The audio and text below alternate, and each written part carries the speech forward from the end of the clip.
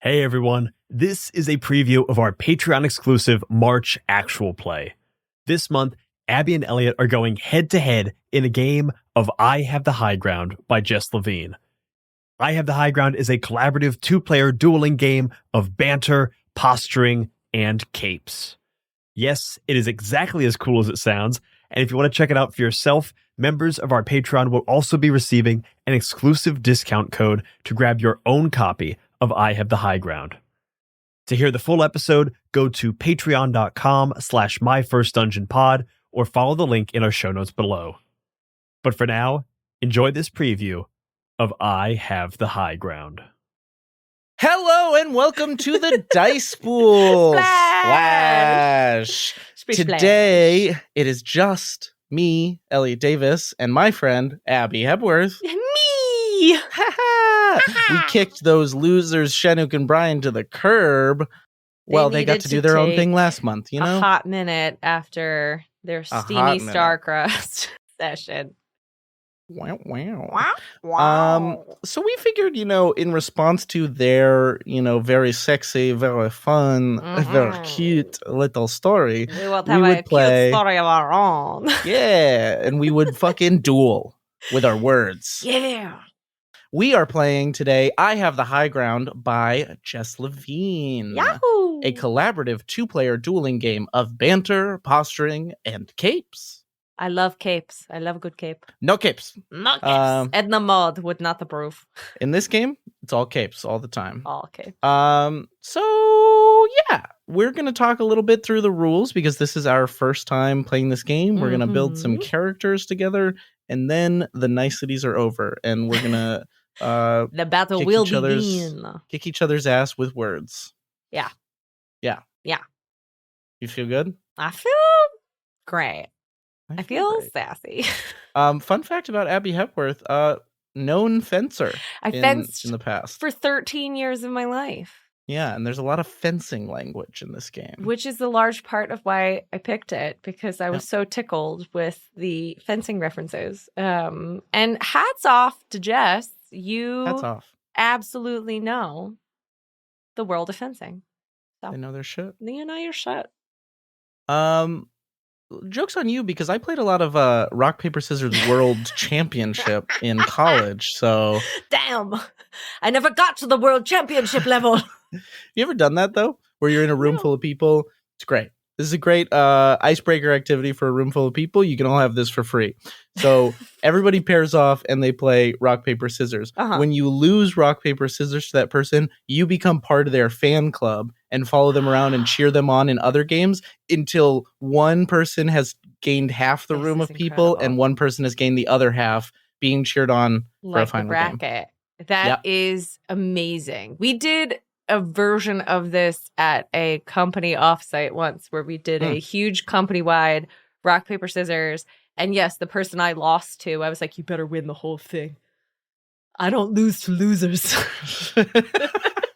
I don't lose to losers is a great line. Save that for the game. So we're supposed to read certain sections of the game aloud.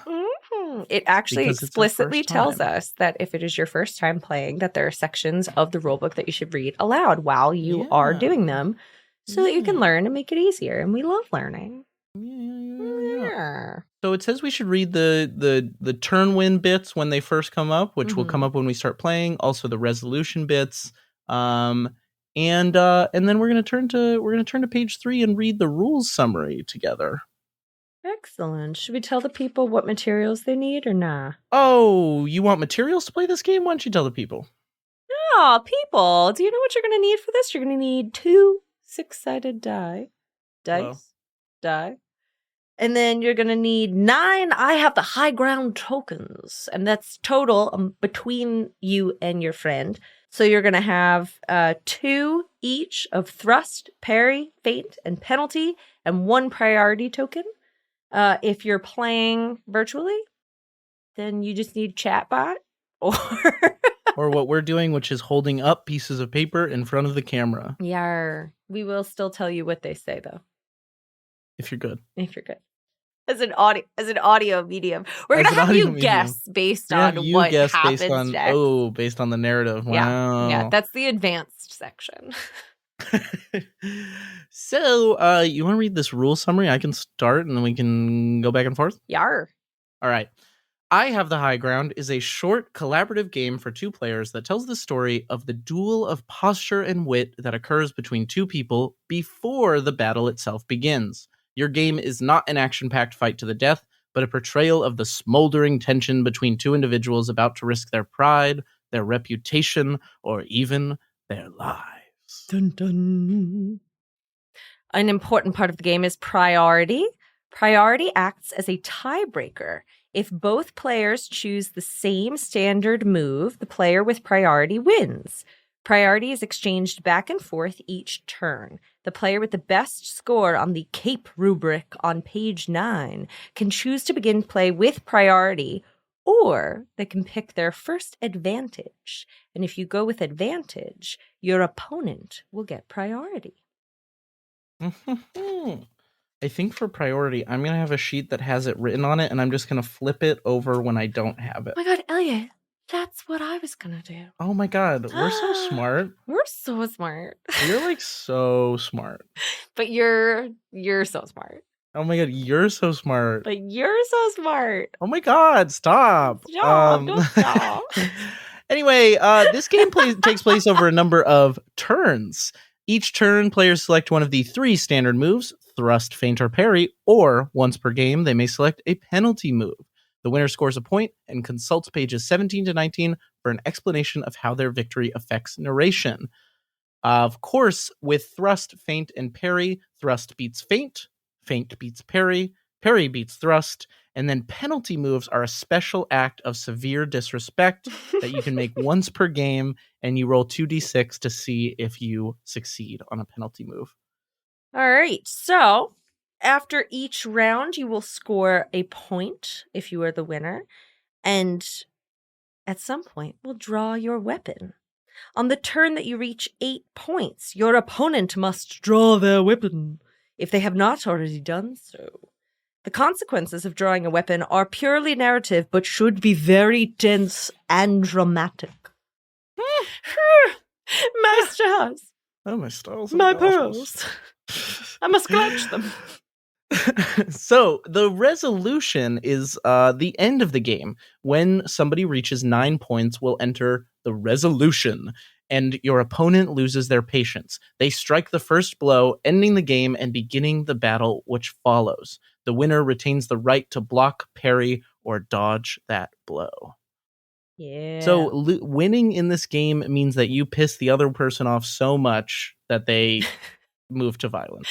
Yes, you're goading them so much. You are so witty, so sassy, So sassy. so savage that they're like, I simply must strike you.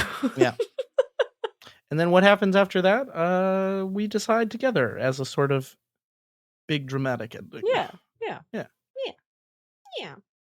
Safety. What? No. Your safety favorite tools. topic. I love safety. Before beginning the game, it's recommended that we discuss any topics that should be handled with care or avoided altogether. In particular, some options in I Have the High Ground, character creation, lend themselves naturally towards flirting and romance, and it is often worth discussing whether that is a theme you are comfortable exploring together in your game. Is there any lines, veils, things you don't want? Like, I, for one, would like it if you did not physically attack my kneecaps. No kneecaps? No kneecaps. Right. Nothing major. I think it's kind of old hat if we do flirtatious after Chinook and Brian do. I think we need to. Yeah. I almost want to be just like real fucking enemies. I was gonna say I want to one up them by showing them what real savagery looks like. Yeah. All's fair in war. And only. war. War and war. My favorite. Yeah, I don't think anything major. Cool. Also, if it comes up, Yeah. we can be like, ooh, that hit too maybe. close to home. I didn't like that particularly. Yeah, I guess I don't really want to do like particularly don't want to do like ex romantic things. No. Yeah. I'm on board with that. That sounds good. Yeah, I think that for us today, the vibes feel more cinematic, Yeah. old school aggressive. drama of, two knights. Did you ever watch the movie The Duelists with Harvey Keitel and the other person who's in that movie? It is great. Basically, I thought you were going to say A Knight's Tale. No. It is a movie that is all about two guys and their 40-year rivalry with each other, but because of the both actual laws of, I think they're in the French military. I haven't watched it in a long time. Because of the rules of the actual military and just the social rules of the day, they keep dueling and it keeps not ending in a death, and they have to it goes on forever and ever and ever, and it's so good, and I highly recommend. I like it. Yeah. That's the vibes. I like it. We're both 80-year-old men who have hated each other for 60 years. Honestly, we both do like doing old people voices. We do like doing old people, yes. You slighted We're actually going to go lowest stake, and it's two old folks in a retirement home dueling over the last bagel or something. The last brownie.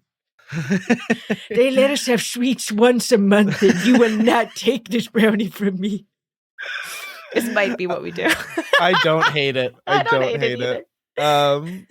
So that actually brings us to, we need to start getting into our building character creation. The setting. Yeah, the background, and then our characters. So first we need to pick. So here's my pitch. Uh-huh. I have a pitch. I like the old people pitch. It is fun. Very down for that. Mm-hmm. I have also a pitch of, because we were doing French accents before we started recording. This game just feels very French. Of course. Of two French rats in the Parisian sewers that are anthropomorphized, and maybe French Revolution. I don't know. Some year in France that's interesting. A lot of French history is both revolution and interesting. Yeah. I like it. Yeah. Let's do French rats. French rats? I was going to say we could be French rats arguing over who gets to Ratatouille the chef. That might be too specific. I want the credit. My bolognaise puts yours to shame. Okay, I like two chef rats. Two chef rats. Okay, here's the pitch. Okay.